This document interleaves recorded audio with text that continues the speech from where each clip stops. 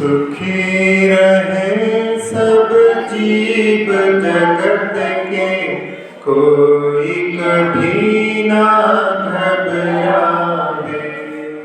बैर पाप अभिमान छोड़ जग नित्य नए मंगल गावे।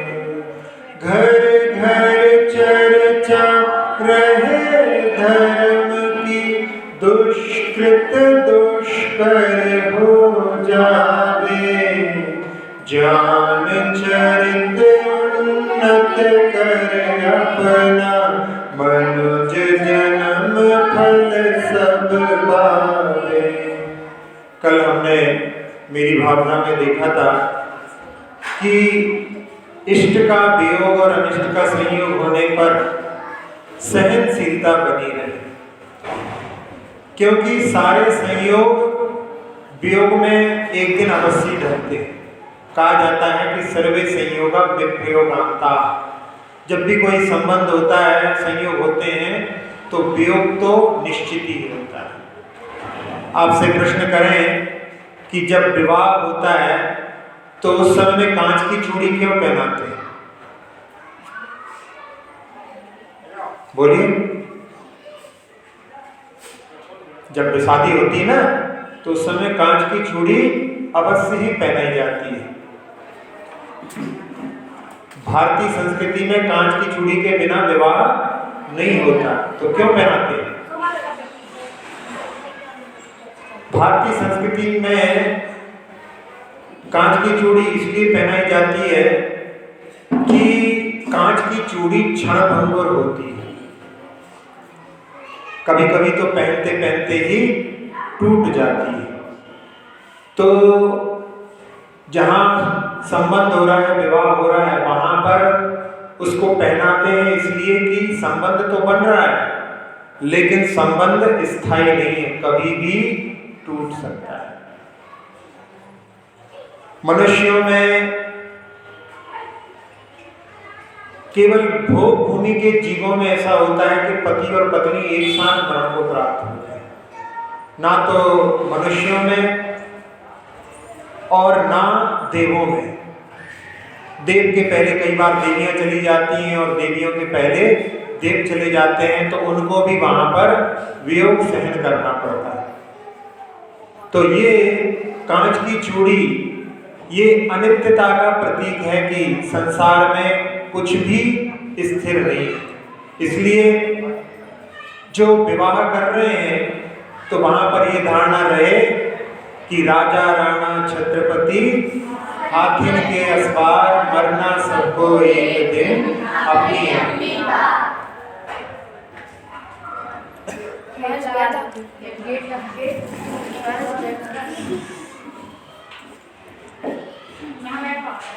एक बार एक जगह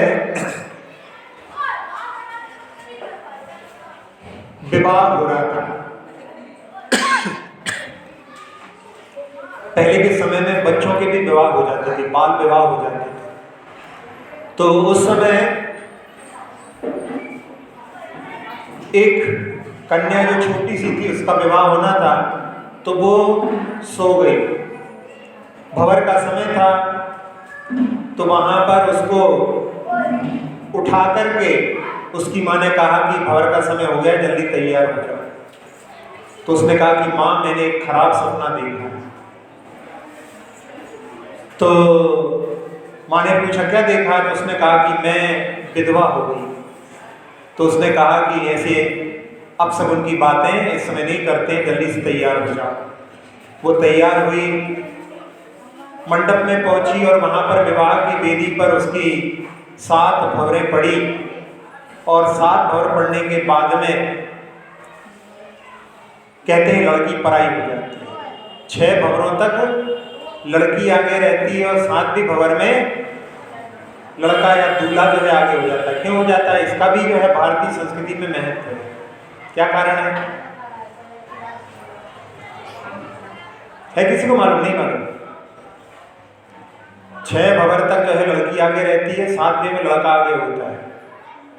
नहीं मालूम किसी को कि बोलना नहीं चाहे? 6 भंवर तक तो वो लड़की अभी तक पढ़ाई नहीं हुई है। नहीं, वो तो हमने बोल दिया उसके लिए, वो नहीं, इसका भी पीछे कुछ रहस्य है। जैसा रहस्य में चूड़ी का बताया ना, ऐसा जो है रहस्य इसमें भी छुपा हुआ है। उसका रहस्य ये है कि स्त्रियां जो हैं केवल 6ठे नरक तक जा सकती हैं और पुरुष जो है 7वें नरक में भी जा सकता है। तो 6 तक वहां पर आगे रहती है, 7वें में आगे कर देती है कि अब आपका ही द्वार खोलने का अधिकार आपको है। चाहे तो व्यक्ति इतना भी पतन कर सकता है और चाहे तो पुरुष जो है सर्वार्थ सिद्धि मोक्ष भी प्राप्त कर सकता है। तो उत्थान पतन के दोनों रास्ते रहते हैं। तो वो भी एक भारतीय संस्कृति में हर क्रियाओं का कुछ ना कुछ महत्व है। जैसे 3 दिन के बाद में खारी उठाते हैं, क्यों उठाते हैं? जहाँ पर किसी को जलाया गया है वहाँ पर 3 दिन के बाद में उठाते हैं, क्योंकि अग्निकायिक जो जीव होते हैं उनकी उत्कृष्ट आयु 3 दिन की होती है।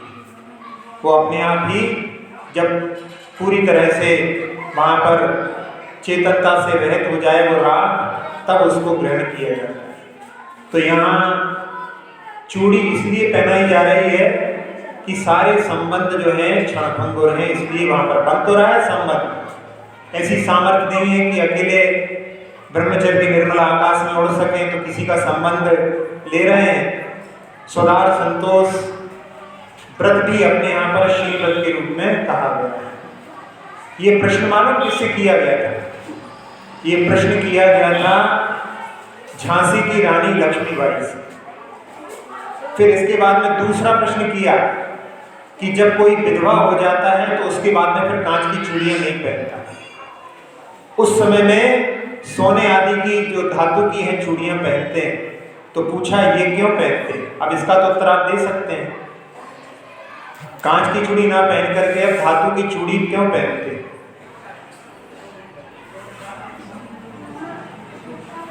उसका उत्तर यह है कि विधवा होने के बाद में उसका विचार ये रहता है कि अब कांच की चूड़ी जैसे संबंध हम किसी से नहीं बनाएंगे और अब हमारा भगवान की भक्ति से जो संबंध रहेगा वो अटूट रहेगा, इसलिए वहां पर सोने आदि धातु की चूड़ियां पहनती हैं। तो जो झांसी की रानी लक्ष्मीबाई विधवा थी वो सोने की चूड़ी पहनती थी। तो उनसे किसी ने प्रश्न किया और उन्होंने दोनों का कितना अच्छा भारतीय संस्कृति के अनुसार उत्तर दिया। तो इष्ट का वियोग तो निश्चित है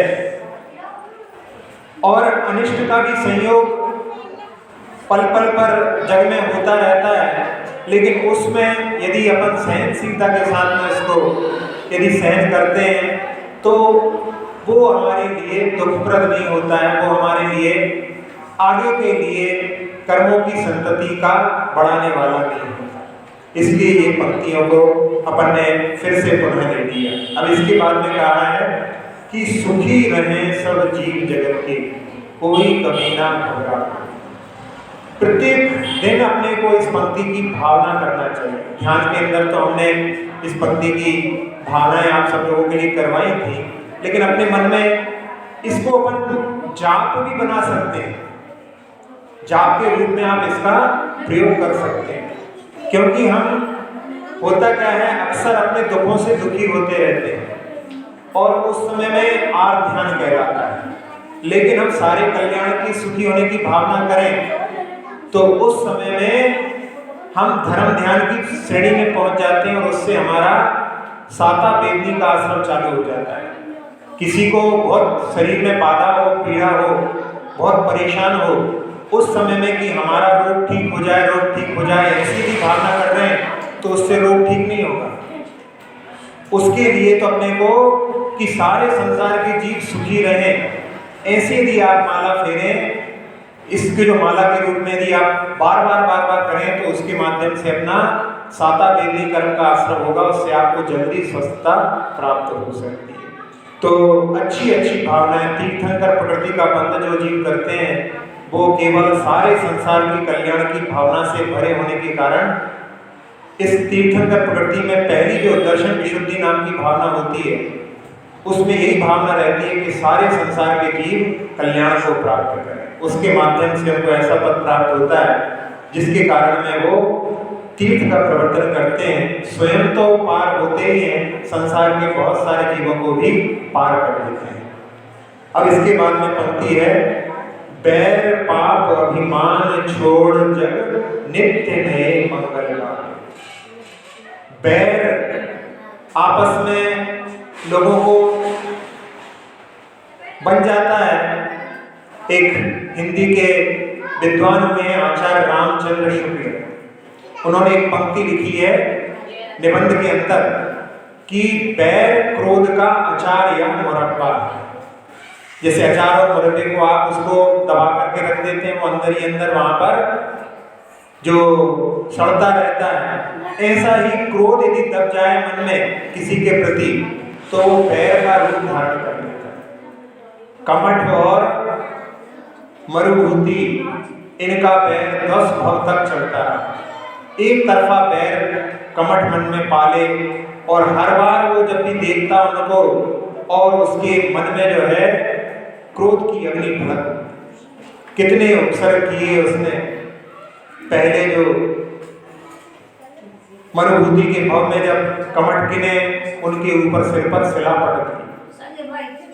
दोनों सगे भाई थे, एक ही मां के जाए हुए थे, सहोदर थे। और दूसरे भव में जब ये हाथी बना आख्यान के कारण में तो सर्प बन करके उसको डसा। फिर वो स्वर्ग गए, अग्निदेव कुमार बने, मुनि बन करके तपस्या कर रहे थे तो वो कमठ का जीव अजगर बन करके इनको डस दिया। फिर उन्होंने वहां से आने के बाद में चक्रवर्ती वज्रनाभि का, जो आप वैराग्य भावना पढ़ते हैं ना, वो इन्हीं पार्श्वनाथ भगवान की जीवन की घटना है।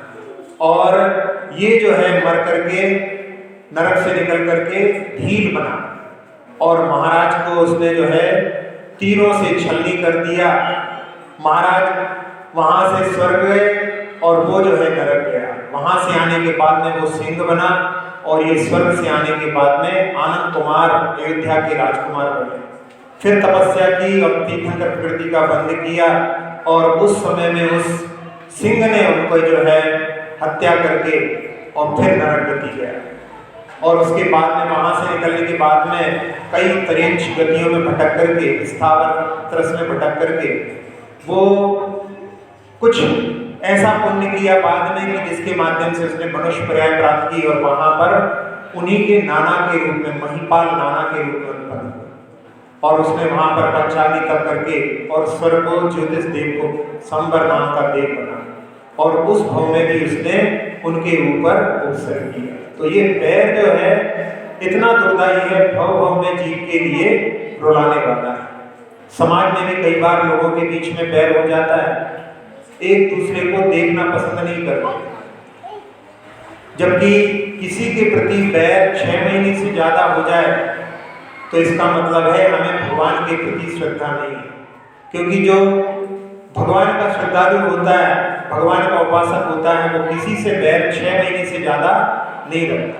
किसी को देख करके अपने यहाँ पर 3 बार परीक्षण करवाते हैं लेकिन मनाते एक बार, इसलिए एक ही बार क्षमावाणी मनाते हैं। यदि 3 बार परीक्षण पर या 3 बार क्षमावाणी मनाए तो 4 महीने में ही क्षमा मांग लें तो किसी से बैर 6 महीने तक टिके ही नहीं। एक जगह पर 2 व्यक्तियों के बीच में बड़ी प्रगाढ़ मित्रता थी और उनके बीच में किसी बात को लेकर, छोटी बात को लेकर के और खटपट हो गई, उन्होंने बोलना बंद कर दिया। अक्सर छोटी बातों पे ही जो है बात बड़ी बन जाती है और देखा जाए तो उसकी शुरुआत बहुत छोटी होती है। एक पिता ने 2 जामफल, एक छोटा था एक बड़ा था, हाथ में लेकर के आ रहा था और उस समय में एक भाई का लड़का था और एक स्वयं का लड़का था। तो बड़ा वाला जामफल, चूंकि उसका लड़का बड़ा था और उसने दोनों, छोटा वाले का लड़का इस तरफ था, बड़े का लड़का इस तरफ था, तो उसने ऐसा हाथ करके दोनों के लिए दे दिया। और ये छोटे भाई ने देख लिया तो उन्होंने कहा कि आप हमारे बच्चों के साथ में भेदभाव करते हो, अब हमें साथ में नहीं रहना है, अब हम लोग अलग अलग हो जाए। छोटी सी बात को लेकर के बतंगड़ बन जाता है। तो वहां दोनों के बीच में ऐसा बैर हो गया और दोनों ऐसे थे कि एक था कवि और एक था नाटक करने वाला।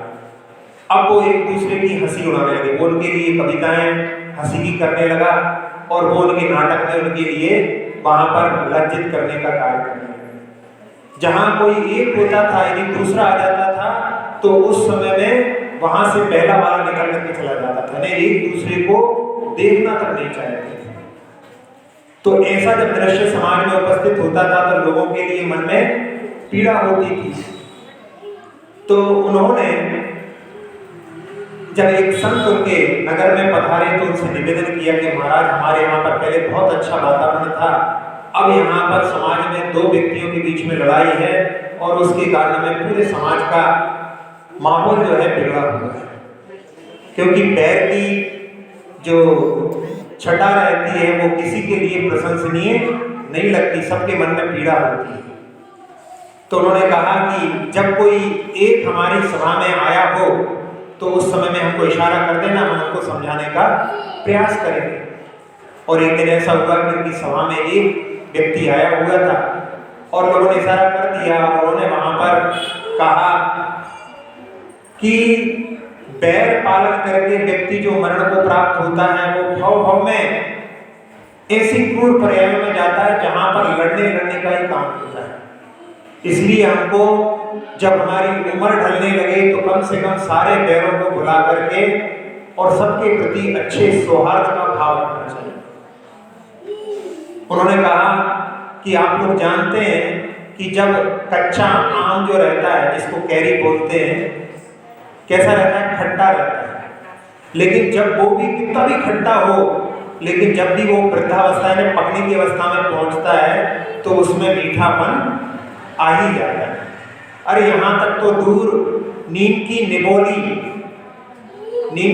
कितनी कड़वी होती है लेकिन जब वो भी पकती है तो उसमें भी कुछ मीठापन आ ही जाता है। खाइए, लोगों ने जो है बचपन में चखी होगी नीम की निबोली में भी, जो पक जाती है तो थोड़ा सा मीठापन उसमें भी आ जाता है। जब ये बात कही तो ऐसा प्रभाव पड़ा कि हम लोग वृद्धावस्था में हैं, कब क्या घटना घट जाए कोई भरोसा नहीं। वो वहां से सीधे उठ करके और अपने मित्र के पास पहुंचा। उस समय में मित्र अपने घर में ही था। उसने जैसे ही देखा कि ये तो सीधा हमारे यहाँ चला रहा है, पहले मित्र रहे थे तो वो भी उठ करके द्वार के पास में पहुंच गए। और जब मित्र ने देखा उसको तो उसने अपनी गर्दन झुका करके आगे बढ़ने लगा, एकदम बिल्कुल छाती के पास ही आ गया। उसने कहा क्या कर रहे हो? तो उसने कहा कि जब दो देशों के बीच में लड़ाई हो जाती है तो उस समय कोई सफेद झंडा लहरा देता है तो फिर लड़ाई थम जाती है, युद्ध रुक जाता है। अब हमारे पास सफेद झंडा नहीं है, हम अपने बालों का ही सफेद झंडा आपके सामने लहरा करके कह रहे हैं कि अपने बीच में भी अब जो है शांति स्थापित हो जाना चाहिए, युद्ध बहुत सालों तक चलता है। तो उस समय में वो उसको भी जो है अपने गले लगा करके और दोनों की आंखों से अश्रु की धारा बहती है और थोड़े ही दिनों में जो बरसों से माहौल खराब था वो वहां पर स्वच्छ आकाश की तरह पवित्र हो जाए। तो बैर जो है, इसीलिए यहाँ पर कहा है कि बैर पाप अभिमान छोड़। पाप के माध्यम से भी व्यक्ति समाज में प्रतिष्ठित नहीं होता। पाप करने वाला व्यक्ति कभी भी धार्मिक नहीं हो सकता। धर्म और पाप एक साथ नहीं चल सकते। कई बार व्यक्ति, कुछ लोग कहते हैं मिलावट करने वाले कि अब उन्होंने मिलावट कर ली है, अपना काम पूरा हो गया, चलो भगवान की भक्ति करके अपने पाप को धो ले। तो वो सही जो है भक्ति नहीं है। उसके लिए पाप के लिए त्याग करके ही भगवान की भक्ति हो सकती है। और अभिमान जिसके बारे में, अहंकार जिसको कहते हैं, वो भी किसी के लिए अच्छा नहीं लगता। कोमल व्यक्तित्व हो, सबसे मिलकर के हंस करके बोले तो वो सबके लिए अच्छा लगता है। लेकिन जो अहंकारी व्यक्ति होता है वो किसी के लिए प्रिय नहीं होता है। इसलिए यहाँ कहा कि ये बैर पाप अभिमान छोड़ जग नित्य नए मंगल पावे।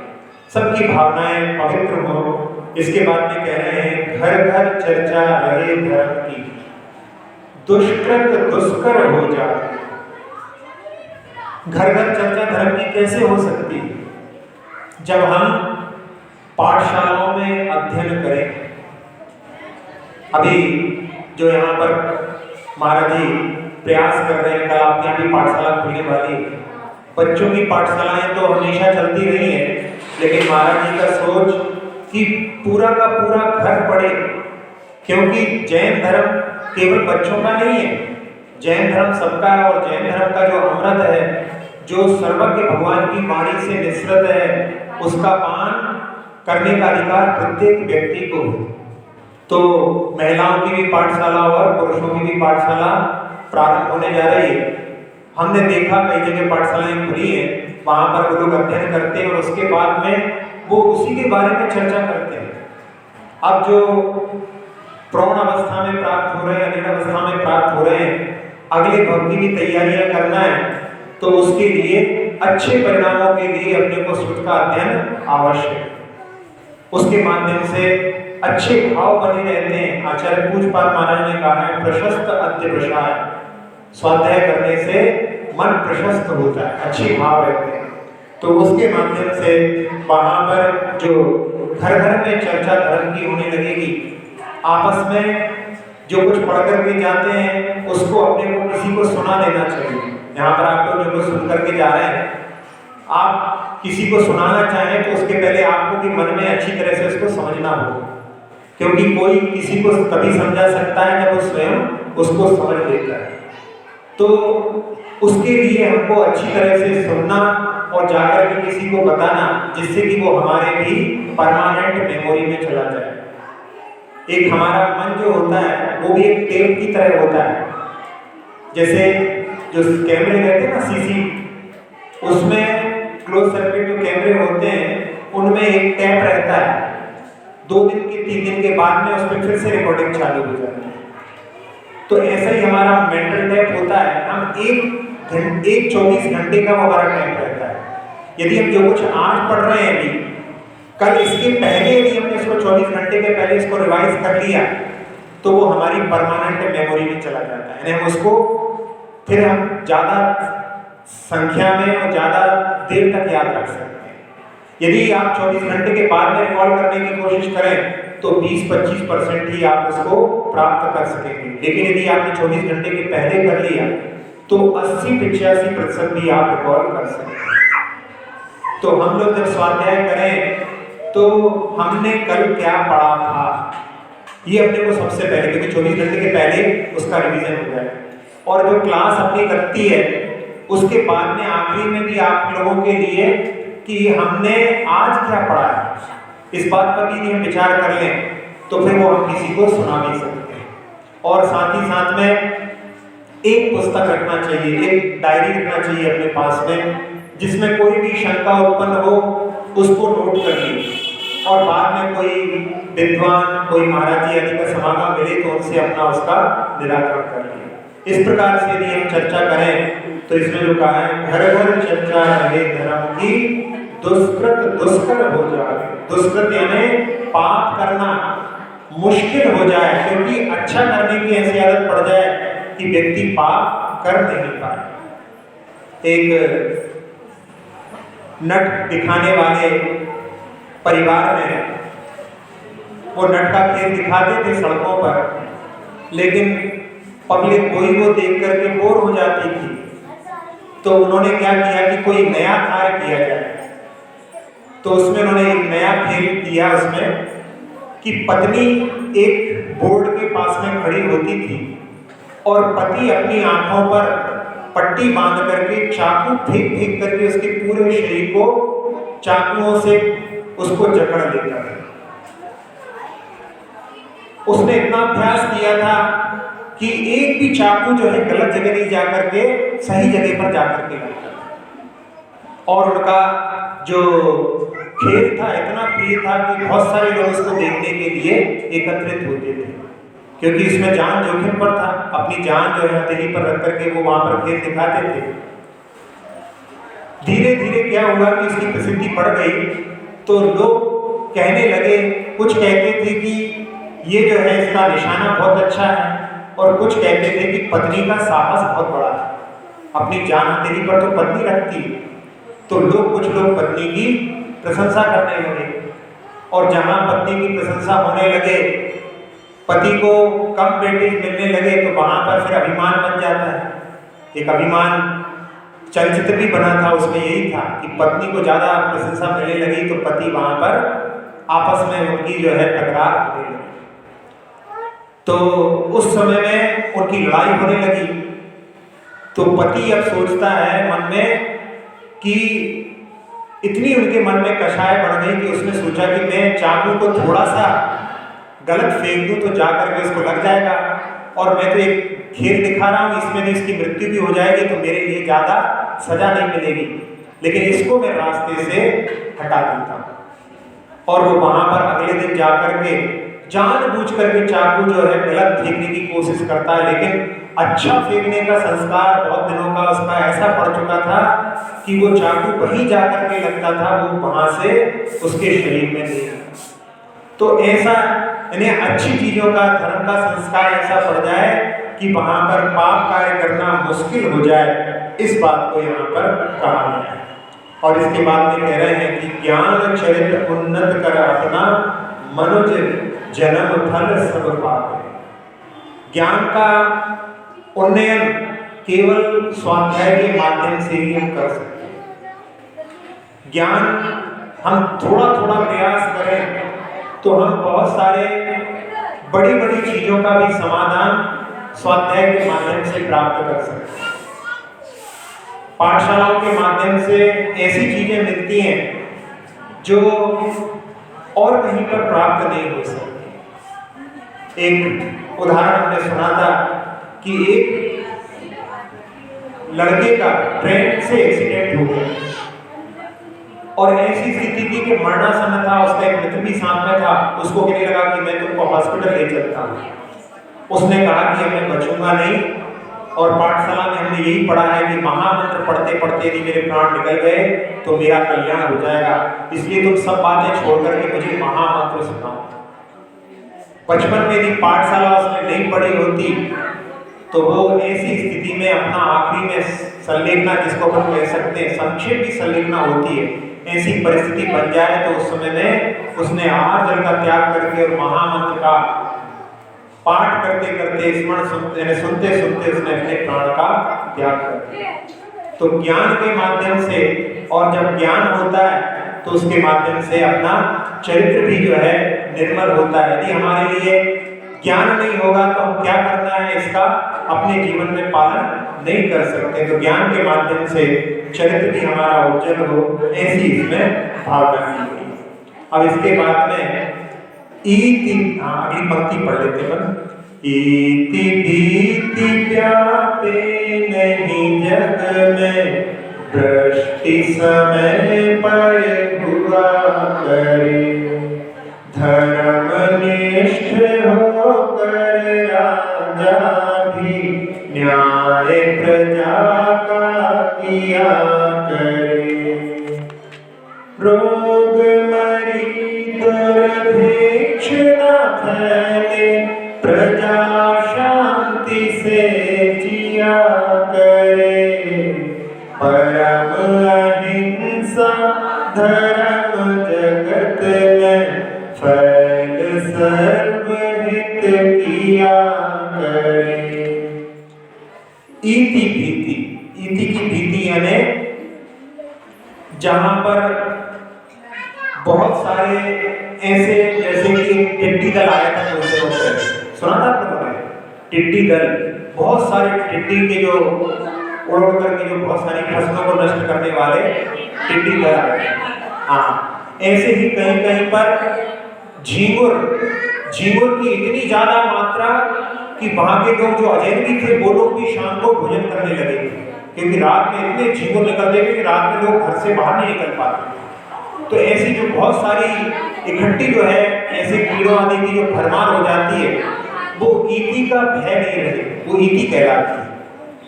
और वृष्टि समय पर हुआ करे, बरसात जो है समय पर हुआ करे, ऐसी भावनाएं जो आप लोग पूजा में भी पढ़ते हैं कि हो गई बरसात समय पर, इस प्रकार की भावनाएं, अच्छी भावनाएं कि सारे संसार के लोग सुखी हों, तो उसमें बरसात की समय पर हो।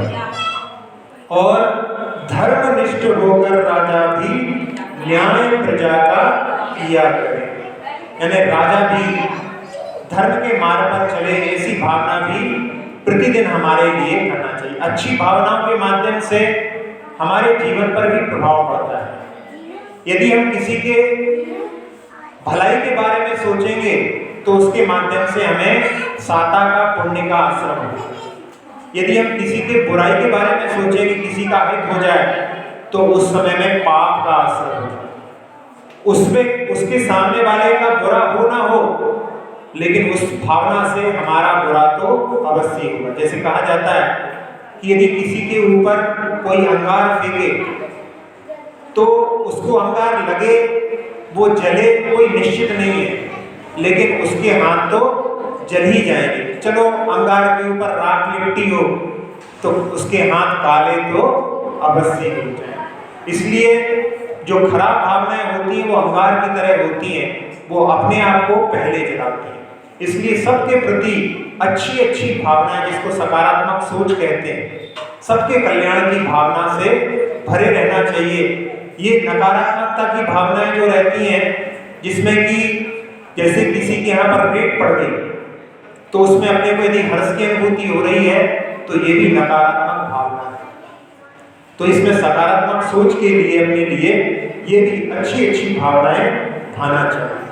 अब यदि हम कहें कि हमारे घर में पानी बरसे, हमारे खेत में पानी बरसे, तो ये जो है आर्त ध्यान हो गया। आर्त ध्यान यानी हमें कुछ चीज की प्राप्ति हो जाए, ये वाली भावना हुई। और यदि हम ये कहें कि सब जगह पानी बरसे तो अपना खेत तो सूखा नहीं रहेगा, अपने खेत में भी पानी अवश्य गिरेगा। तो ऐसी भावना से सबका जो कल्याण की भावना रहती है, उसमें अपना कल्याण भी छुपा रहता है। फिर इसके बाद में कह रहे हैं रोग मरी दुर्भिक्ष न फैले। जैसे अभी कोरोना जैसी जो महामारी है, उसमें कितने सारे लोग मरण को प्राप्त हो गए, और इसमें कितनी प्रकार की जो है शिक्षाएं भी हमारे लिए प्राप्त हुई हैं, कि जिसमें सब लोग आपस में जो लोगों की जो डिस्टेंस नहीं रखते थे, उसको भी उन्होंने सिखा दिया कि डिस्टेंस रखना चाहिए। अपने लिए मास्क का भी प्रयोग करना चाहिए। पेपर पर रोज छपा आता है अभी वैक्सीन ही, कि वैक्सीन नहीं आई है तो मास्क ही वैक्सीन है, लेकिन फिर भी यहाँ पर बहुत सारे लोगों ने मास्क का प्रयोग नहीं किया, लेकिन कुछ लोगों ने मास्क का प्रयोग किया है। तो अपने को मास्क का प्रयोग भी करना चाहिए। और साथ साथ में जो हाथ जोड़ने की परंपरा है वो सब पुनः चालू हो गई। पहले लोग हाथ मिलाते थे और उसके माध्यम से रोग फैलने की संभावना है। तो विदेश के लोग भी जो है दूर से ही दुआ सलाम में हाथ जोड़ करके काम करने लगे। और परिवार में जो व्यक्ति केवल धन कमाने के लिए लगा रहता था, वो समझ गया कि जिनके पास में भी बहुत सारा धन था, उन लोगों के लिए भी, सब लोगों के लिए समझ में आ गया कि धन से भी ज्यादा कोई जरूरी चीज है। तो इस प्रकार से कोरोना बीमारी ने, महामारी ने बहुत सारी चीजें सिखा दी हैं। तो ऐसी जो है दुर्भिक्ष, रोग मरी आदि ना फैले, ऐसी भावना भी प्रतिदिन होनी चाहिए। और दुर्भिक्ष क्या होता है? दुर्भिक्ष किसे कहते हैं? अकाल पड़ता है, दुष्काल जिसको बोलते हैं अकाल। जब इसमें पहले की भावना थी कि पानी बरसे, अब इसी को दूसरे रूप से कह दिया कि दुर्भिक्ष ना फैले। जब दुर्भिक्ष फैलता है तो बहुत भयानक दुर्दशा होती है। एक 56 में महाराष्ट्र गुजरात में एक अकाल पड़ा था। उस अकाल में वहां पर ऐसी स्थिति हो गई थी कि लोग पशुओं को भी खाने लगे थे। जिन पशुओं को, गाय आदि को भी लोग खाने लगे थे, ऐसी स्थिति उस समय दुष्काल में हो गई थी। और जो श्वेतांबर मत की उत्पत्ति हुई है, उसमें भी कारण क्या बना है? दुष्काल ही, यानी अकाल ही उसमें कारण बना है। आप लोगों ने वो कथा सुनी है कि नहीं, श्वेतांबर मत की उत्पत्ति की? कब हुआ था श्वेतांबर मत की उत्पत्ति? नहीं, अपने लिए ऐसी चीजें तो चंद्रगुप्त मौर्य के काल में, बिल्कुल ठीक है। उस समय में भद्रबाहु आचार्य थे, शुद्ध के लिए। हाँ, भद्रबाहु आचार्य के काल में उनके लिए निमित्त ज्ञान से प्राप्त हुआ कि यहाँ पर 12 वर्ष का अकाल पड़ेगा। तो उस समय में उन्होंने कि यहाँ पर जो है दिगंबर साधु की चर्या का पालन करना संभव नहीं हो पाएगा, तो क्या किया उन्होंने, 12,000 साधु दक्षिण की ओर चले गए। और उस समय में यहाँ के जो श्रेष्ठी थे उन्होंने निवेदन किया कि महाराज आप लोग चले जाएंगे तो हम लोग धर्म का पालन कैसे करेंगे, हम लोगों के पास में इतनी व्यवस्था है कि 12 क्या, यदि 1200 साल भी अकाल पड़े तो हम सारी व्यवस्थाएं कर सकते हैं। तो कुछ महाराज यहाँ पर उनकी बातों में आकर के रुक गए। तो 12,000 साधु यहाँ पर रुक गए और 12,000 साधु दक्षिण की ओर चले गए।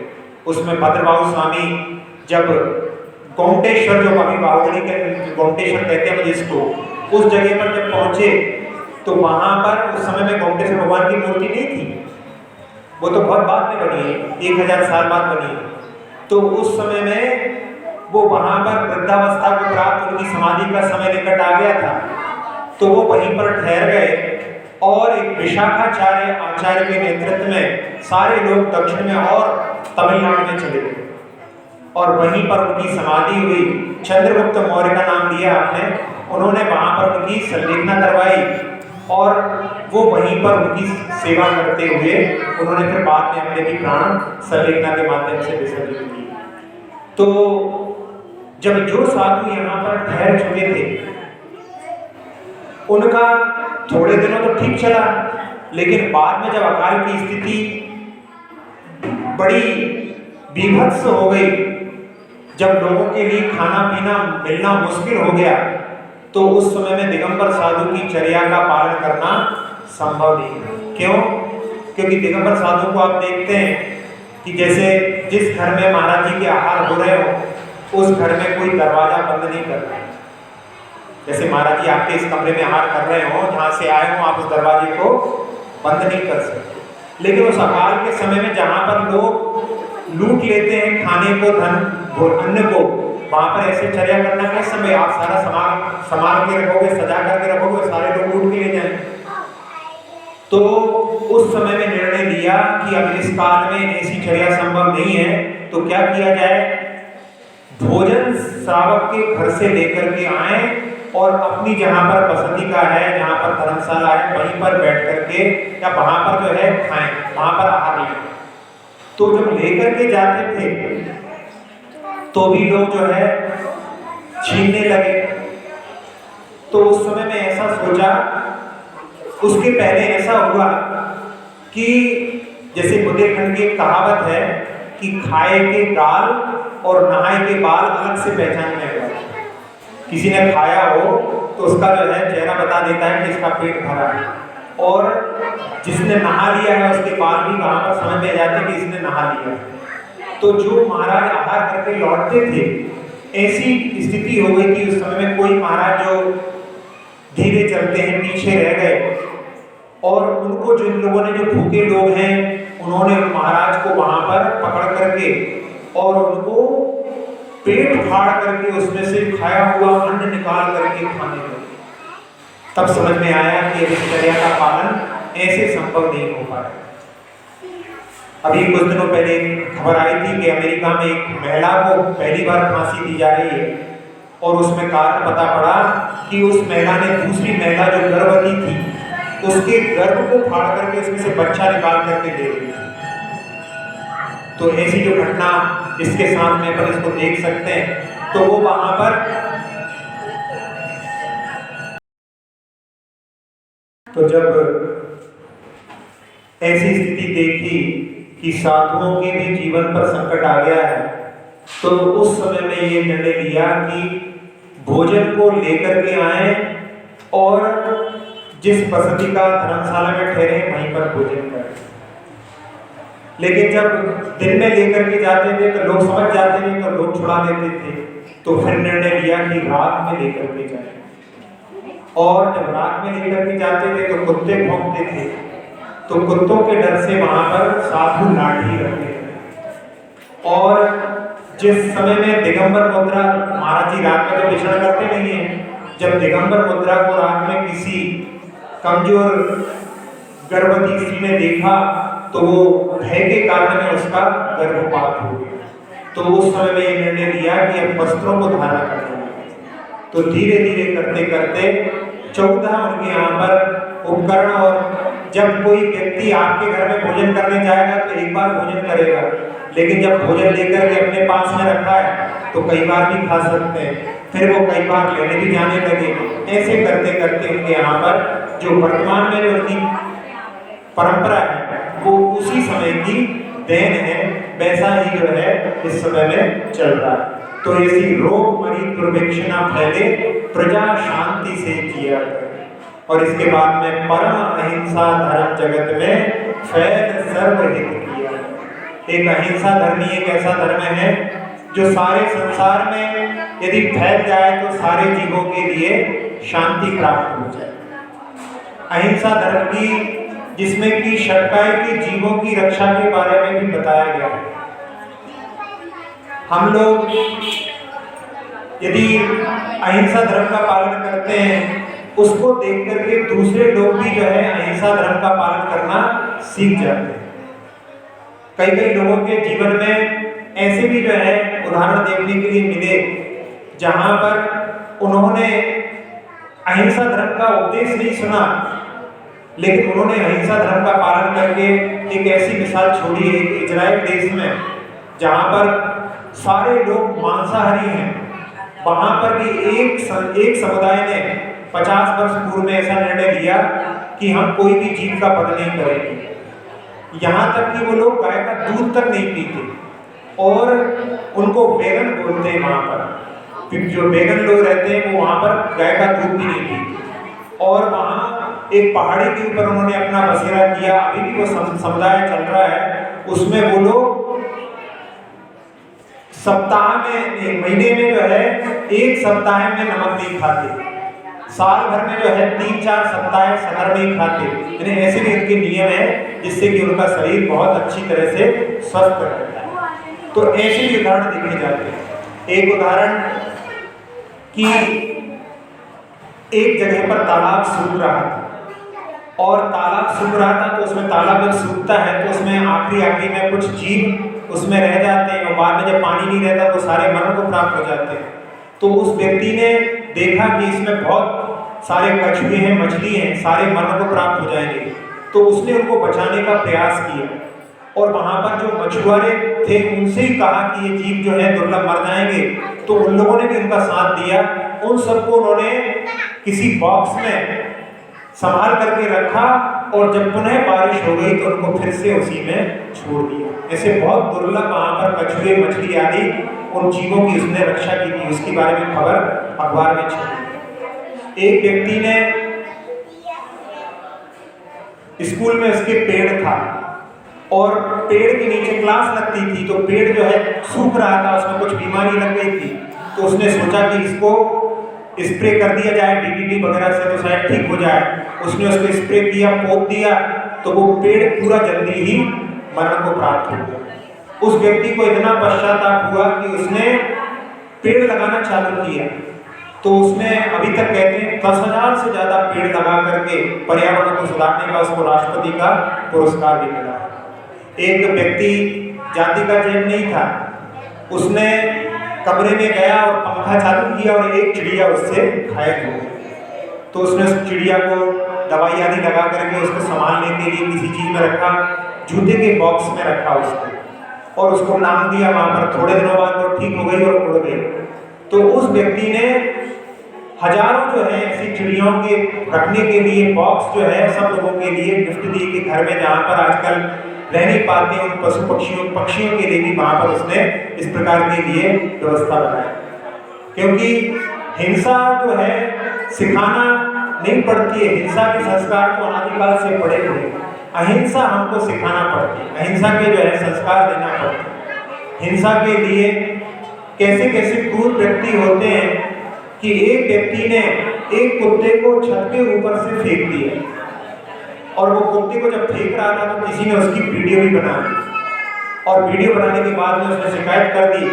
तो शिकायत हुई उसकी, तो उसके लिए वहां पर दंडित किया गया उसको वहां पर कि ऐसा काम मैं जिंदगी में दोबारा नहीं करूंगा, इस प्रकार की उसने क्षमा पत्र लिखा है। ऐसे ही एक जगह पर एक मेडिकल कॉलेज था, उस मेडिकल कॉलेज में एक बंदर जो है वहां पर आ गया। तो वहाँ पर जो लोग मेडिकल साइंस सीख रहे हैं, जिसमें कि जीवों की जान बचाने के लिए वो प्रयास करेंगे आगे, लेकिन उन्होंने क्या किया, उस बंदर के ऊपर अत्याचार किए, उसको बहुत ही पीड़ित किया और बाद में वो बंदर मर गया तो उसको वहीं पर उन्होंने गड्ढा करके दफना दिया। किसी ने, एक संस्था है पेटा, जो कि पशुओं के ऊपर अत्याचार होते हैं उनसे लड़ती है, तो उनके पास में खबर भेज दी। उन्होंने आकर के उसको खुदवाया वहाँ पर, और उस व्यक्ति ने बताया कि उस बंदर के ऊपर इतने अत्याचार उन मेडिकल के स्टूडेंट्स ने किए थे कि उस व्यक्ति ने कहा कि मैं 2 दिन तक तो भोजन नहीं कर सका उसके चेहरे को ध्यान में रखते हुए, और कई दिन तक तो उसको नींद नहीं आई कि कैसा कैसा क्रूर अत्याचार पशुओं के ऊपर भी लोग करते हैं। एक जगह पर जो जिसको कि डॉग पिच बोलते हैं, उसके लिए वहां पर उसने बच्चों को जब उत्पन्न करती है वो, तो उस समय में रात में उसके बच्चे जो है आवाज करते होंगे, तो एक मिलिट्री के फैमिली थी वहां पर, उसको रात में डिस्टर्ब होता था, नींद में खलल पड़ता था, तो उसने उन बच्चों को, पिल्लों को उठा करके पत्थर पर जो है मार के मार दिया। और उस समय में वो जो उसकी माँ थी, पिल्लों की माँ थी, वो भी इस सदमे को देख करके वहां पे सामने ऐसा कार्य कर रही थी, वो भी कुछ दिनों के बाद में सदमे से मरण को प्राप्त हुई। तो ऐसा हिंसा का तांडव तो पूरे संसार में चलता रहता है। उस बीच में यदि परम अहिंसा धर्म सब जगह फैल जाए, जो सब जीवों के लिए हितकारी है, ऐसी भावना कि परम अहिंसा धर्म जगत में फैल सर्व हित किया करे, सब जीवों का कल्याण करने वाला अहिंसा धर्म सारे संसार में फैल जाए। अभी जिस समय में ये बर्ड फ्लू आदि चल रहे हैं, कभी मैड काउ गायों की बीमारियां होती हैं, कभी स्वाइन फ्लू होता है, शुगर की बीमारी हो जाती है, उस समय में लाखों जो है पशुओं को मार दिया जाता है। अभी इस समय में भी 40,000 बतखों को केरल में मार दिया। ऐसे भी कार्य होते रहते हैं, और इसी बीच में कोई अहिंसा का कार्य, करुणा का कार्य करता है। एक केरला में एक त्रिशूल जगह है, वहां पर बाढ़ आई, तो बाढ़ आने पर वहां पर जो सारे लोगों ने अपने घर के कुत्ते छोड़ करके सब लोग भाग गए बाढ़ के कारण में। एक लड़की जो है वहां पर, उसके घर के कुत्ते थे और बहुत सारे कुत्ते उसके यहाँ पर एकत्रित हो गए, तो उसके पलंग पर पानी जो है उसके घुटनों तक था, उसके पलंग पर सारे 40-50 कुत्ते इकट्ठे हुए। उसको बचाने के लिए जब वहां पर लोग गए, तो उसने कहा पहले इन कुत्तों को बचाओ। तो उन्होंने कहा कि कुत्तों से ज्यादा इंपॉर्टेंट हमारे लिए मनुष्य हैं, हम तुम्हें लेने आए हैं, तुम चलो। उसने कह दिया जब तक आप इनको नहीं बचाओगे तब तक मैं नहीं जाऊंगा। और उस समय में उनको वहां पर समझौता करना पड़ा, उनको उनके लिए भी वहां पर मदद करनी पड़ी, और उसके बाद में उस लड़की ने उस जगह को छोड़ा। मतलब अपनी जान की परवाह ना करते हुए उन पशुओं को बचाने के लिए उसने प्रयास किया। जब ऐसे कार्य होते हैं जो प्रशंसनीय होते हैं, तो उसके माध्यम से अहिंसा धर्म का भी हमें वहां पर दिग्दर्शन हो जाता है। तो ऐसा अहिंसा धर्म सब जगह फैले, ऐसी भावना के साथ में आज का वक्तव्य यही विराम देते हैं। सभी लोग निर्माणी स्तुति करेंगे, बैठ भी कर सकते हैं। अक्षर पद मात्रा से दूषित, वचन अगर ममहीन रहे, और प्रमाद कषाय के वश में, सम्यक अर्थ विलीन किए, जिन वाणी माता मेरी उन, सब त्रुटियों को क्षमा करे, दे आशीष शीघ्र हम सबको, केवल लब्धि रमा मिले, प्राप्त हमें हो बोधि समाधि, परिणामों की शुद्धि हो, निज आत्म उपलब्ध हमें हो, शाश्वत सुख की सिद्धि हो, चिंतित वस्तु दात्री माता, चिंतामणि उपमा भाती, करो वंदना पूर्ण विनय से, चरण रखूं मैं ये पाती, कर जिन वाणी स्तुति, तन की ममता टाल, महामंत्र का जाप अब सभी जपे नव बार,